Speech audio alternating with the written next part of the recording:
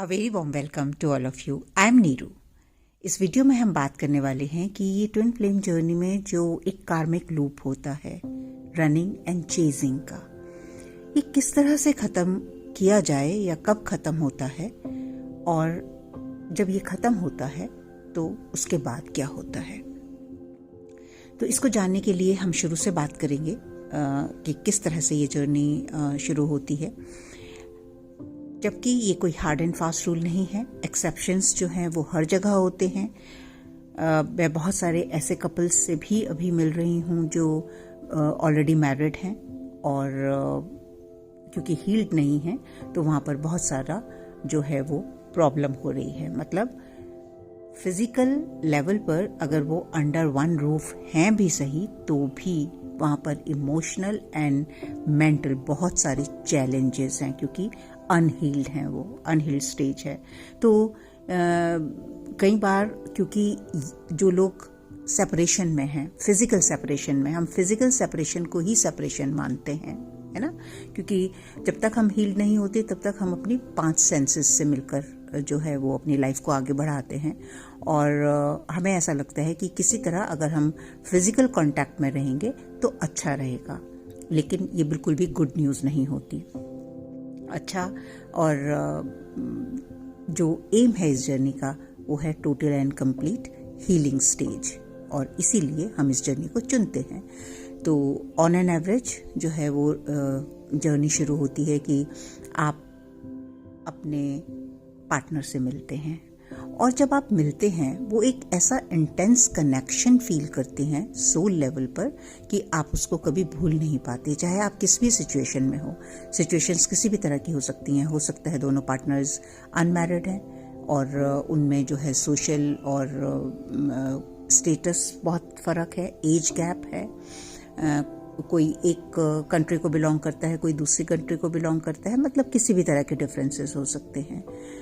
तो आपको समझ नहीं आता कि ये क्या है, क्योंकि माइंड कुछ और बोल रहा होता है और आपका हार्ट कुछ और बोल रहा होता है।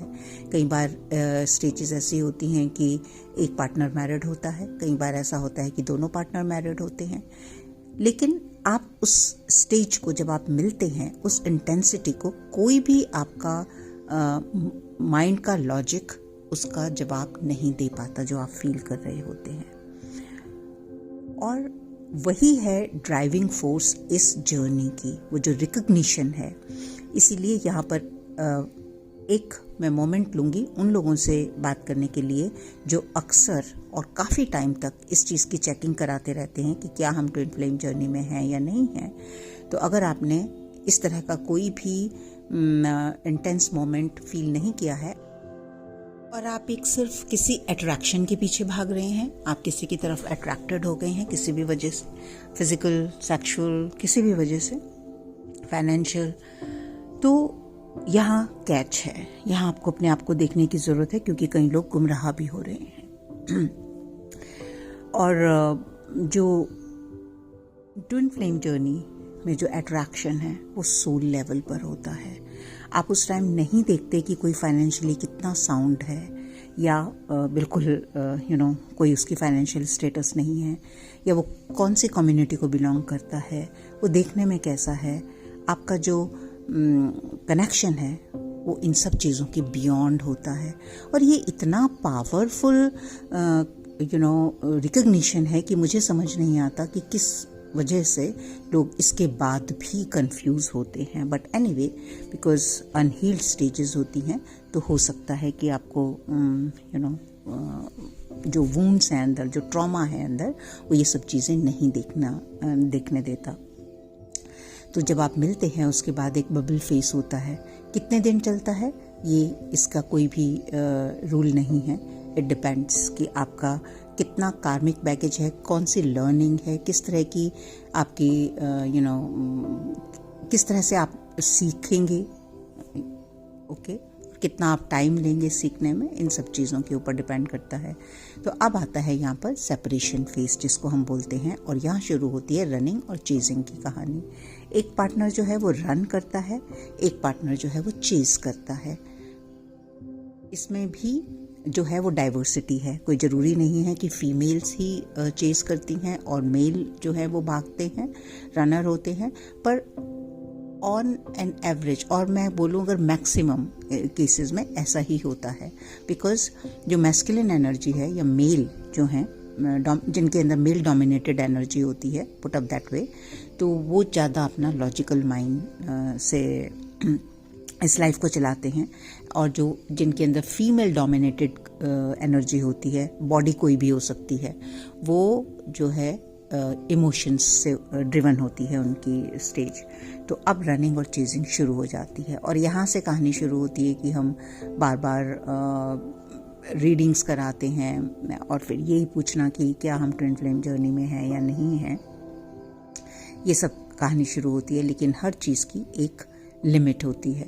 तो एक ऐसा टाइम आता है कि जो चेज़र है वो थक जाता है भागते भागते भागते पीछे, क्योंकि एक तो इतने सारे वुंड्स हैं, इतने सारा इमोशनल ट्रॉमा है, इतना सारा पास्ट है, वो सारी मेमोरीज सामने हैं, तो किस तरह से भागें। और वहाँ पर एक पहला पड़ाव आता है जहाँ पर इस चीज़ के लिए रनर जो चेज़र है वो कॉन्शियस होने लगता है कि अब मुझे नहीं भागना, इनफ इज़ इनफ, राइट। लेकिन फिर भी जो ये चेजिंग एनर्जी है ये चेंज नहीं होती। क्यों नहीं चेंज होती? क्योंकि हम जो हमारा स्टॉप हुआ है वो है फिजिकल एक्शन। फिजिकल एक्शन क्या होता है? जैसे जब हम चेज करते हैं तो किसी भी इंटेंसिटी के में जा सकते हैं। कई बार फिजिकल लेवल पर आप बार बार मिलने की कोशिश करते हैं, बार बार उनके ऑफिस, घर या जहाँ भी पॉसिबिलिटी है, अगर सेम सिटी में है। अगर नहीं है तो messages, phone calls and all that stuff on social media जो है वो पीछे भागते हैं। तो ये थोड़ा थोड़ा यहाँ पर जो है वो कमी आने लगती है। Still people keep checking on DPs, किसके साथ फ़ोटो डाली है, किसके साथ फ़ोटो खींची है। तो फिज़िकल एक्शन धीरे धीरे धीरे धीरे एक स्टेज ऐसी आती है कि अब आप रुक जाते हैं, वहाँ पर फिज़िकल एक्शंस रुक जाते हैं। लेकिन फिर भी वहाँ जो आपका इमोशनल स्टेट है, ट्रांसफॉर्मेशन शुरू नहीं होती, क्योंकि अभी आपको नहीं पता कि क्या करना है। अब इसी स्टेज पे जो चेज़र है वो इस दुख से निकलने के लिए, जो इंटेंसिटी वो फील कर रहा है, जो ट्रॉमा वो फील कर रहा है, जिसको आप dark night of the soul भी बोलते हैं, तो उसके लिए उससे बाहर निकलने की कोशिश करने लगता है, छटपटाने लगता है, और वो इधर उधर ढूंढने लगता है कि मुझे किस तरह से इस से बाहर निकलना है। और अब आप ऐसी जगह पर पहुंचते हैं, काफ़ी सारे आजकल क्योंकि सोशल मीडिया पे बहुत सारी इन्फॉर्मेशन है, तो आप जगह जगह जाते हैं, और जहाँ भी आपको ऐसा लगता है कि हाँ ये चीज़ें आपसे कुछ जेल कर रही हैं, या आपको थोड़ा सा वहाँ पर ऐसा लगता है कि मैं यहाँ पर कुछ सीख सकती हूँ, तो आप वहाँ पर कनेक्ट होते हैं, और फिर आपका इनर वर्क शुरू होता है, जिसको हम इनर वर्क बोलते हैं। लेकिन अभी भी चेजिंग नहीं बंद होती। कैसे? क्योंकि यहाँ पर आप क्वेश्चन पूछ सकते हैं, और क्यों ये मेरे साथ भी हुआ है, और औरों के केसेस भी जब आते हैं तो कि नहीं मैम हम तो नहीं देखते, हम तो बंद कर दिया बिल्कुल डीपीज देखनी या फ़ोन कॉल करनी या मैसेज करना, तो फिर हम कैसे चेजिंग कर रहे हैं? हम इस स्टेज में चेजिंग होती है इमोशनल और मेंटल थॉट्स में 24/7 वही घूमते हैं। आपके पार्टनर के बारे में ही आप सोचते हैं, और वही घूमते रहते हैं, वही चीज़ें घूमती रहती हैं।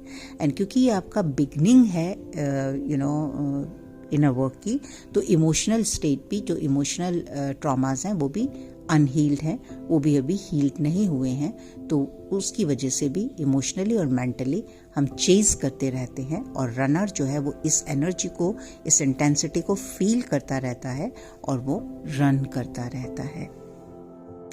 अब डिपेंड करता है यहाँ पर कि आपके अंदर कितनी आप स्ट्रेंथ और रिजिलियंस है, और कितनी डिटर्मिनेशन से आप अपने इनर वर्क पर लगे हुए हैं।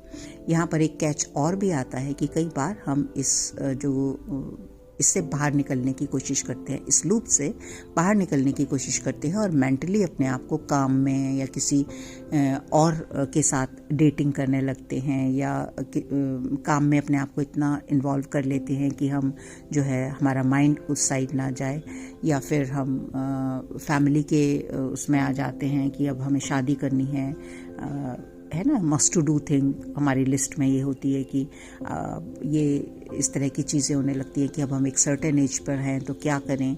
और कई बार बहुत एक्सट्रीम केसेस जहाँ पर होते हैं, लेटली सब लोगों ने सुना और देखा भी होगा कि कई लोग सुसाइड कमिट कर लेते हैं क्योंकि उन्हें ऐसा लगता है कि अब कुछ नहीं होने वाला। लेकिन जो लोग अभी भी पूरी डिटर्मिनेशन के साथ अपने इनर वर्क को करते जाते हैं और आगे चलते रहते हैं, अब उनके ट्रॉमास हील होने लगते हैं। उनके अंदर जो है वो ट्रांसफॉर्मेशन आने लगती है और चीज़ें थोड़ा चेंज होने लगती हैं और इमोशनल और मेंटल लेवल पर भी ये जो चेजिंग है ये कम होने लगती है। ग्रेजुअली क्या होता है कि आप अपनी पावर में आने लगते हैं। अब रनर भी इस स्टेज पे कई बार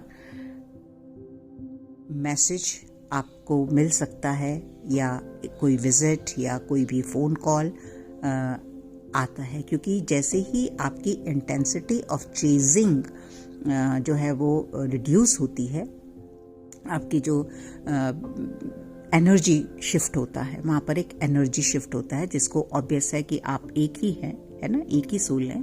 तो जो रनर है वो भी फील करता है और किसी चीज़ की कमी फील होती है उसको, तो वो फिर से जैसे वापस आते हैं, जिसको कई बार आप लोग बोलते हैं कि वो एनर्जी लेने वापस आ गए एंड ऑल दैट। ओके, तो टर्मिनोलॉजी आप कोई भी यूज़ कर लीजिए इसके लिए। तो वो इस स्टेज में कई बार इस तरह की चीज़ें होती हैं, लेकिन फिर भी ना तो चेजिंग ख़त्म होती ना तो रनिंग ख़त्म होती, क्योंकि अभी भी दोनों साइड जो है वो वुंड्स हैं। और ये काम अब धीरे धीरे जब अंदर आगे चलता रहता है तो एनर्जी जो है वो बहुत तेज़ी से ट्रांसफॉर्म होने लगती है। आपकी एनर्जेटिक फील्ड जो है वो चेंज होने लगती है। आपकी जो ये डिपेंडेंसी है उनके ऊपर, इमोशनल डिपेंडेंसी, मेंटल डिपेंडेंसी, या ये जो हमें एक लिस्ट दी जाती है ना कि आपके पार्टनर हैं, वो उनको आपको सपोर्ट करना चाहिए, वो आपको फाइनेंशियली हेल्प करेंगे, मेंटली हेल्प करेंगे, इमोशनली हेल्प करेंगे, आपको प्रोटेक्ट करेंगे। तो जब आपके अंदर से इस तरह की प्रोग्रामिंग चेंज होने लगती है, उसकी वाइब्रेशन चेंज होने लगती है, आप एक इंडिविजुअल की तरह इंडिपेंडेंट होने लगते हैं, तो यहाँ पर एक मेजर शिफ्ट आता है। और बार बार जब भी आप मेंटोर्स के साथ कनेक्ट करते हैं तो वो आपको बोलते हैं कि आप अपने ऊपर ध्यान दीजिए, है ना, एनर्जी अपने ऊपर फोकस कीजिए। और यहाँ पर एक ऐसा शिफ्ट आता है फिर कि आपका एक्चुअली सही मायनों में, आप प्रिटेंड नहीं कर रहे होते, लेकिन सही मायनों में वो ध्यान जो है अपने ऊपर केंद्रित हो जाता है। आप वो इंडिपेंडेंस फील करने लगते हैं और इंजॉय करने लगते हैं। और फिर से यहाँ पर एक कैच है कि कई लोग ऐसा समझने लगते हैं कि अब हमें उनकी ज़रूरत नहीं है, now I don't think about him, क्योंकि थोड़े से इमोशंस हील हुए हैं। ये कहाँ से आ रहा है, ये कौन से स्टेज से आ रहा है कि आपके थोड़े से इमोशंस हील हुए हैं, जो वो एक इंडिपेंडेंस आई है, वहाँ आप डरते हैं कि कहीं फिर से मुझे उसी पेन को ना फील करना पड़े अगर मैं मैसेज या रेसिप्रोकेट करूं अपने डिवाइन काउंटर पार्ट को, या मैं उनके बारे में जानना चाहूं, या तो आपका जो एक थॉट प्रोसेस है, जो ईगो है, वो आपको प्रोटेक्ट करती है। ये ईगो ही है। और इसी तरह से कई मैसेजेस आते हैं कि मैम हमारे फ़ोन कॉल आया है या मैसेज आया है कि हमें रिप्लाई करना चाहिए। बिल्कुल करना चाहिए, क्योंकि आपको वहाँ पर अपनी सही स्थिति का पता चलेगा। आपको दिखेगा कि आप क्या अभी भी चेस कर रहे हैं, क्या आप अभी भी इससे आपके अंदर ट्रॉमा है और क्या है वो सारे। तो कभी भी इस चीज़ से मत डरिए, अपने ऑथेंटिसिटी से मत डरिए। जब तक आप चीज़ों को नहीं देखेंगे क्लियरली, जब तक आगे हील नहीं हो पाएंगे, ठीक है। और एक दूसरा लूप मैंने बताया था कि कई बार जब हम अपने इससे निकल जाते हैं, अपने आप को दूसरी मैरिज के लिए सोचने लगते हैं, दूसरों की तरफ अट्रैक्ट होने लगते हैं, या काम में बिजी हो जाते हैं, तो माय डियर फ्रेंड्स, वो आपका कुछ भी काम करने वाला नहीं है। ये नहीं चलेगा। आपको बार बार फिर से इस जर्नी में वापस लाया जाएगा कि आप अपने ऊपर काम कीजिए, भागने की बजाय देखिए आपके अंदर। And that's why I just shared with you all so many times that I wasted 5 years in getting out of this loop and getting myself busy in this 3D world. लेकिन फिर से आपको लाया जाएगा, फिर से इस तरह की सिचुएशंस क्रिएट की जाएंगी। आप कोई जॉब करेंगे, बिजनेस करेंगे, कुछ नहीं काम चलेगा। जहाँ भी आप अपने आप को ऑक्यूपाई करने की कोशिश करेंगे, अगर आप किसी सोलमेट के साथ शादी में जाना चाहेंगे या किसी भी कार्मिक मैरिज में जाना चाहेंगे, आपको वहाँ उसी तरह के चैलेंजेस मिलेंगे जब तक आप खुद को हील नहीं करेंगे।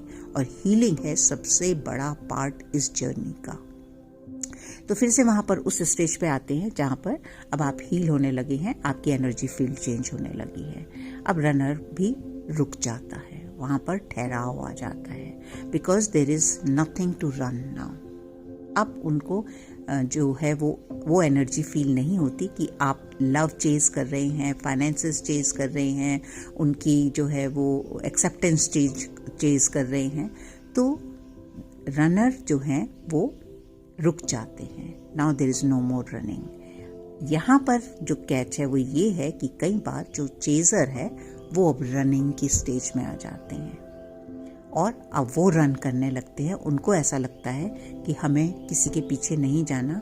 And it was a really very intense emotions and thoughts जिनसे हम निकले हैं, जो dark night of the soul से हम निकले हैं। हमें फिर से इस पचड़े में नहीं पड़ना, लेकिन ये भी एक अनहील्ड स्टेज है। तो जो चेजर है, अगर वो रनर बन जाते हैं तो वो रन करने लगते हैं, और जो रनर है वो चेजर बन जाते हैं। लेकिन फिर भी द मेन थिंग इज, अगर हीलिंग अभी भी जारी है तो ये स्टेज भी रुक जाती है। और जो भी मैं इस डायनेमिक की बात कर रही हूँ कि रनर चेजर बन जाता है या चेजर रनर बन जाता है, ये कोई ज़रूरी नहीं है कि सब केसेस पे हो। मैं अमूमन क्या होता है उसकी बात कर रही हूँ, ठीक है। जैसे कि मैंने शुरू में बोला कि ये सारी चीज़ें, स्टेज कितनी लंबी चलेगी और कहाँ तक कौन कौन सी जो है लूप से आपको निकलना पड़ेगा, ये डिपेंड करता है दोनों पार्टनर्स के कार्मिक बैगेज के ऊपर और आप कितना अपने ऊपर काम कर रही हैं। तो अब जब हम इस स्टेज में पहुंच जाते हैं जहां पर रनर को रन करने के लिए कुछ नहीं बचा, चेजर को चेज करने के लिए कुछ नहीं बचा, दोनों अपनी फुल अवेयरनेस में हैं। ट्रॉमास बहुत ना के बराबर है, स्पेशली जो मेन इश्यूज थे वो हील्ड हैं। तो दोनों में ठहराव आने लगता है, दोनों की एनर्जी फील्ड जो है वो एनहांस होने लगती है, एक हायर फ्रिक्वेंसी पर आ जाते हैं दोनों कॉन्शियसनेस की। और यहाँ शुरू होता है जो प्रॉपर यूनियन की तैयारी, क्योंकि अब दोनों के सामने स्टेजेस बहुत क्लियर होती हैं। आपको समझ आने लगता है कि क्या मकसद है इस जर्नी का, आपने किस लिए इस जर्नी को चुना।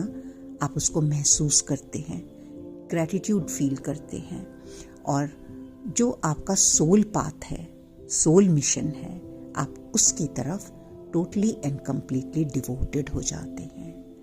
तो इस तरह से ये रियूनियन की एनर्जी जो है वो बिल्डअप होती है। बीच बीच में जब वो आना जाना लगा रहता है तो कई बार हम उसको डिफरेंट नाम्स देते हैं, मिनी रीयूनियन, हार्मोनाइज्ड रीयूनियन, ऐसे कोई चीज़ें नहीं होती।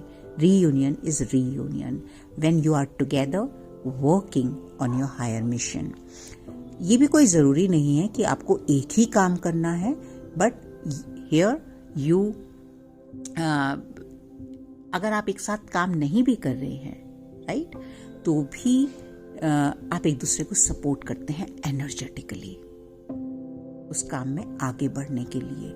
और यहाँ जो है वो है स्टेज, जो एक प्रॉपर स्टेज है यूनियन की या रीयूनियन की, आप इसको जो भी कुछ कहें, जहाँ हमने वो मकसद पा लिया है जो हमारा रियल मकसद है इस जर्नी का। तो ये है stages my dear friends of union और किस तरह से हम मिलते हैं और किस तरह से हम यूनियन तक पहुंचते हैं। तो अभी भी अगर हम केयरफुली इस वीडियो को सुनेंगे या देखेंगे तो क्या हुआ, टोटल एंड कंप्लीट अवेयरनेस में आना है। ट्विन फ्लेम जर्नी का मकसद अपने जितने भी ट्रॉमास हैं, चाहे वो इस जन्म के हैं चाहे वो पास्ट लाइफ्स के हैं, उनको क्लियर करना है, अपनी डिवाइन एनर्जी में आना है। And that is why we call divine feminine and divine masculine, not because of this journey but because you have reached to that stage, and that is the beautiful stage, and that is why this journey is so special and so beautiful। तो यहाँ पर आप feel करते हैं कि वो सारा जो भी आपने झेला है ना, वो एक तरह से आपने अपनी क्लेंजिंग की है, आपने अपने आप को ट्रांसफॉर्म किया है for your divine and highest good, और यही आप करने आए थे। एक थोड़ा सा कॉशन के साथ मैं ये वीडियो को बंद करूँगी कि यहाँ पर कई बार क्या होता है कि जब हम इस तरह के वीडियोस बनाते हैं तो कई लोग अपने ऊपर इन चीज़ों को थोपने लगते हैं, राइट। एक चीज़ मैं ऐड करना भूल गई कि जब आपके ट्रॉमास ख़त्म हो जाते हैं तो आप टोटल एंड कंप्लीट एक सरेंडर मोड में आ जाते हैं। अब आपको उस चीज़ का डर ख़त्म हो जाता है कि वो वापस आएंगे या नहीं आएंगे। आप अपने आप के ऊपर, अपने अंदर इतना इन्वॉल्व होते हैं कि आप ट्रूली जो करने आए हैं वो आप करने लग जाते हैं। तो एक ये जो डर कि वो वापस आएंगे या नहीं आएंगे, उनकी कैसी स्टेज है, वो भी अपने कार्मिक पार्टनर के साथ है, वो कैसे बच्चों को छोड़ेंगे या जो भी whatsoever, that doesn't bother you at all. And वहाँ पर जो एनर्जीज हैं वो सेटल डाउन होती हैं।